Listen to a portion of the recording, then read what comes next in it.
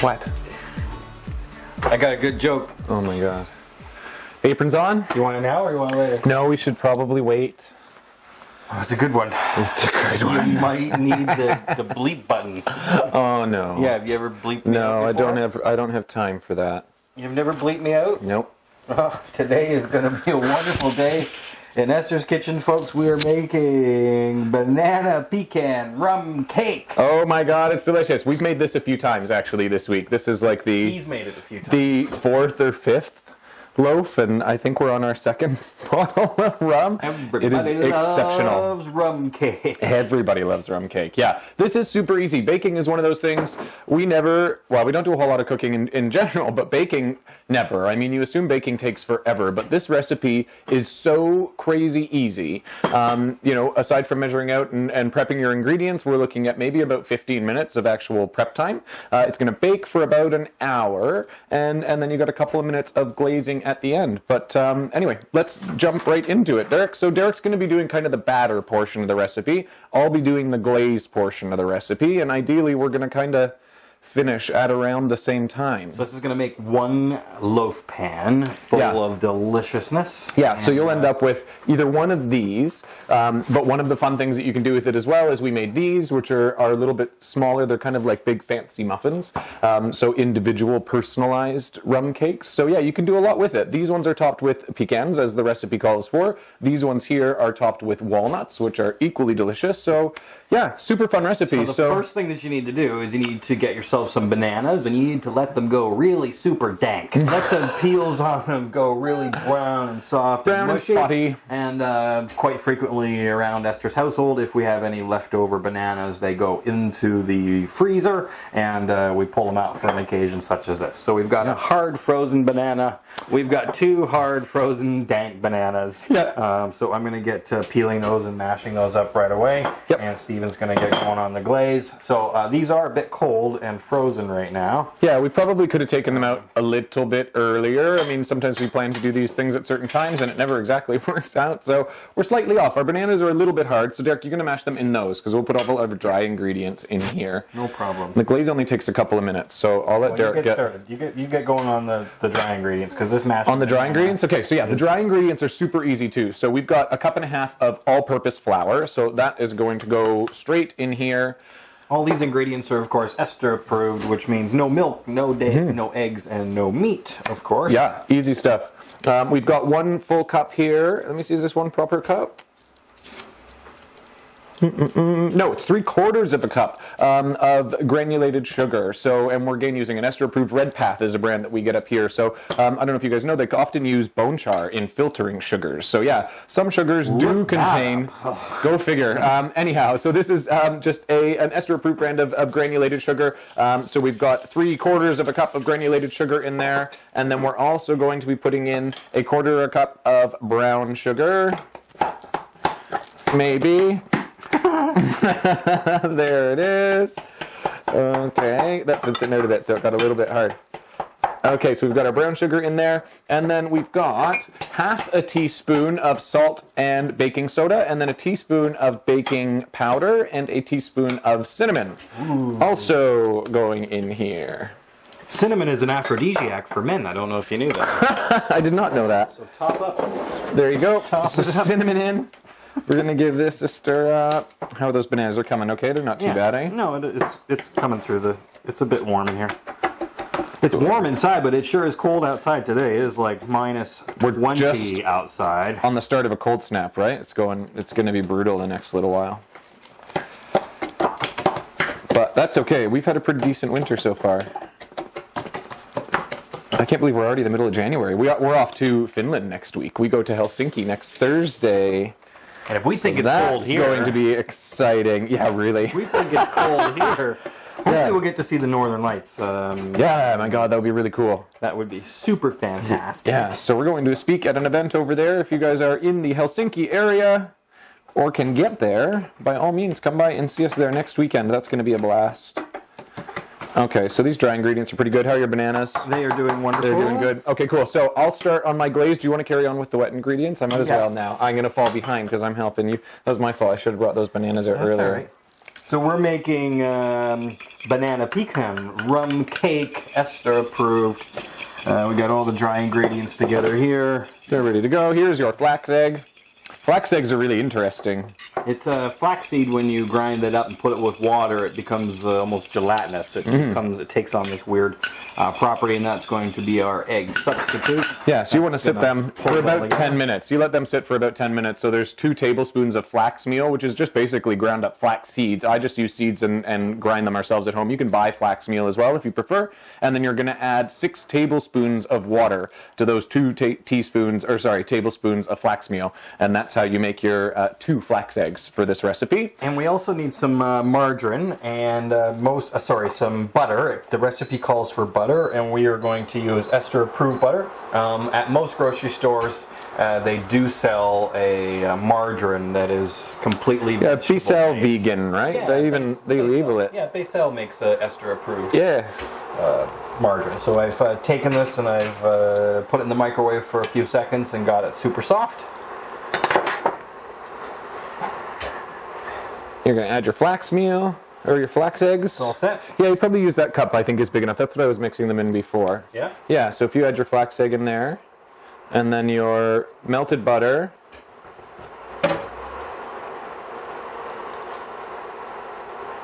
and then you've got, I think you want to put your 1/4 cup of rum in there as well, right? There's a lot of rum in this recipe. We've got a 1/4 cup going into the cake itself. So we... it's already measured out right here. Oh, you've already got it. Oh, yeah. We brought in the best rum, a little Bacardi white rum. Yep.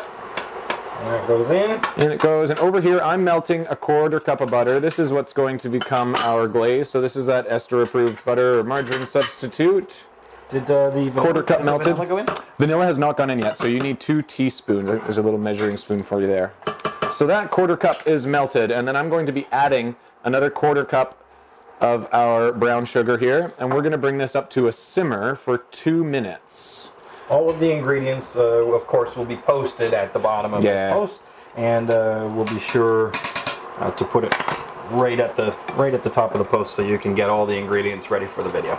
Yeah, no, this recipe allows for, you can substitute, instead of using this Esther approved margarine, you can use a coconut oil in the cake. You do need to use the margarine or the butter substitute in the glaze. I tried to make the glaze last night using coconut oil, and it went horribly wrong. So the butter, though, makes it much, much easier. Just put it on a simmer. That brown sugar will melt into that butter pretty easily. How's that going over there? Is this one of Chef's recipes? Yeah, this is one of Chef Linda's recipes, and again, it's crazy easy. Like, all we've done, mix these dry ingredients. Once those are mashed, that's all blended together. Yeah. All right, so I got mashed banana going into the dry ingredients. And there we go. Hi, Phil. And this glaze, typically you wouldn't start the glaze until your cake has been in the oven. You're going to bake this cake for between 40 and 50 minutes at 350. And wait until you're about 40 minutes into baking before you start your glaze. Because ideally you're going to want to take this glaze and pour it right onto your cake as it comes out of the oven. So you should be just doing this exclusively. Throw it in the oven. Go and do something for 40 minutes. And then come back and start your glaze before the cake comes out of the oven. So this is melting down quickly. It probably will go together quicker if you throw those other wet ingredients in there too. And it says, yeah, I can do that. Yeah. Just get those in there.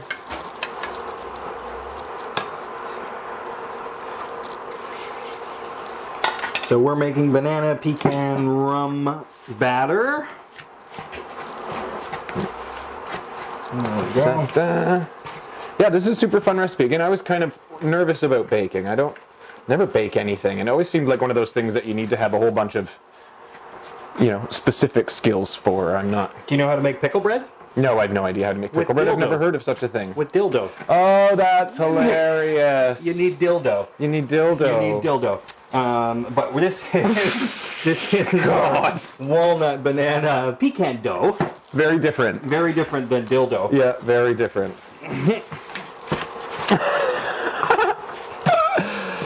Okay, so this is melting pretty well. Almost done.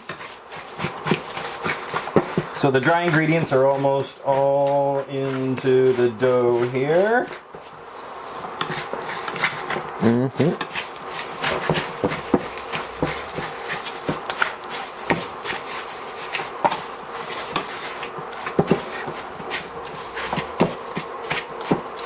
This is coming together quick. You want to watch your heat because you can burn it as well. I learned that also in one of my little trial recipes. So you want to stir it constantly.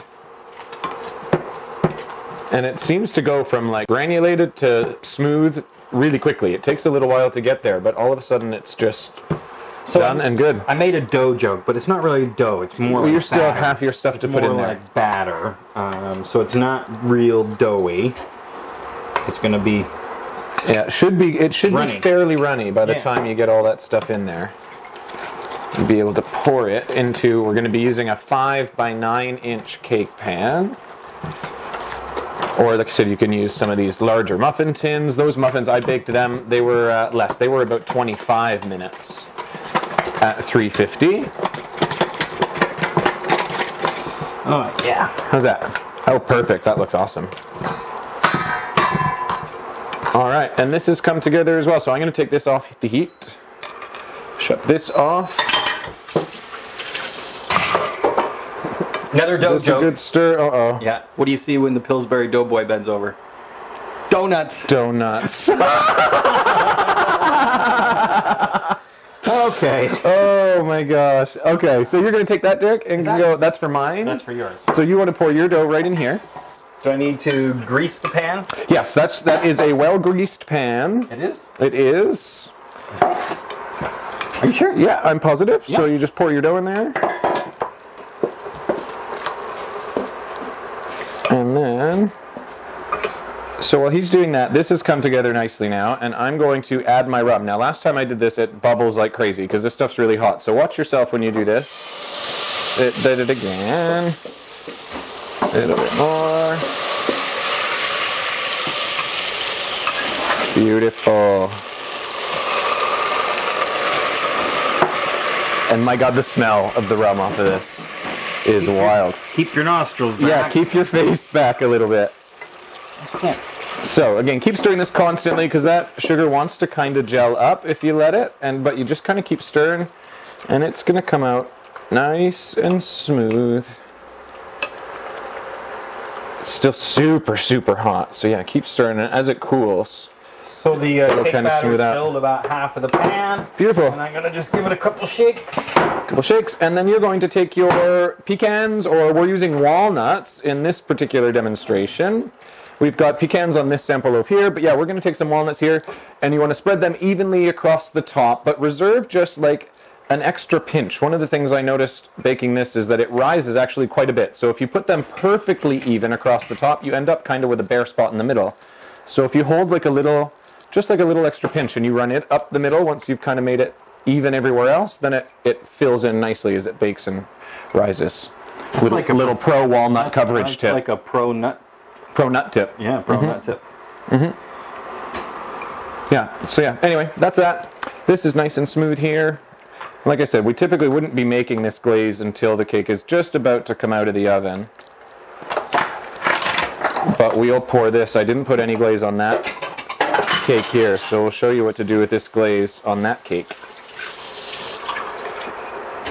But man, this smells like rum. Most of the punch I found for this comes for this recipe comes from the actual glaze. So if you don't want an overly rummy flavor, it seems to cook off on this one, so you can slide that right into the oven, Derek.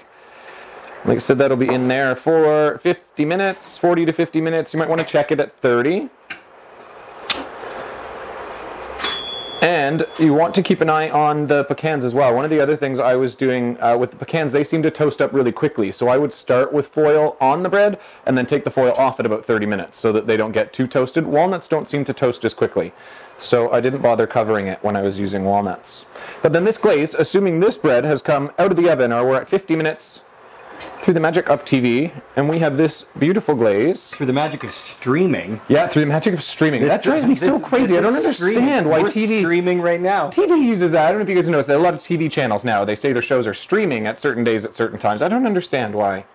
that all of a sudden. You're going to get an education. It doesn't make right them now. the internet. Oh, yeah. Because they say it's streaming. So anyway, this glaze, we are going to pour right over, assuming this has just come out of the oven again, so it's still in our pan, or for fancy presentation, because it actually looks really, really pretty with the glaze sort of drizzling over the edge and onto the plate. And that's that.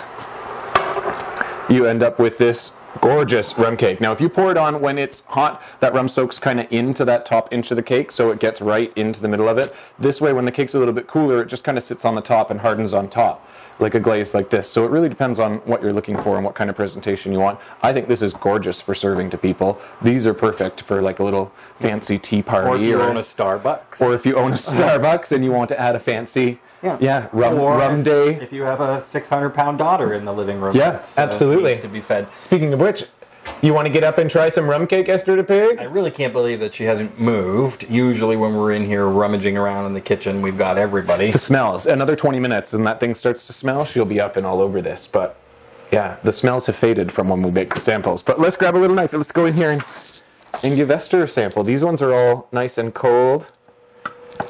They have cooled for us.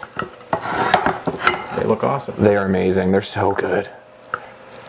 You're such a good baker, baby. All right, let's grab a little plate. I loaf you so much. Oh, look, you're so clever.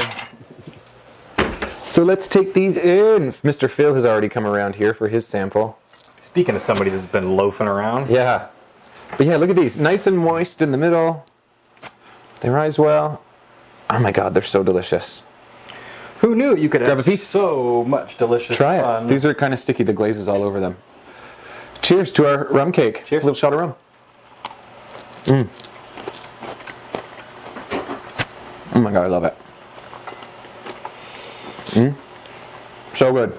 Esther, babe? Esther approved banana pecan rum cake. Are you ready All the for some rum ingredients, cake, of course, baby? Esther approved. No milk, no eggs, And dead easy. no meat.